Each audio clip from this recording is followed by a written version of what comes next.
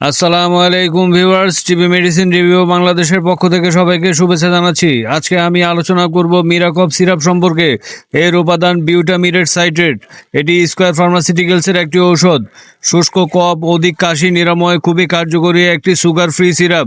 সেবনের নিয়ম: 3 থেকে 6 বছর 5 মিলি, 6 থেকে 12 বছর 10 মিলি, 12 থেকে প্রাপ্তবয়স্ক 15 মিলি করে দিনে 3 থেকে 4 বার। অবশ্যই রেজিস্টার্ড চিকিৎসকের পরামর্শে সেবন করুন। ভিডিওটি সবাই শেয়ার করে দিবেন। ধন্যবাদ।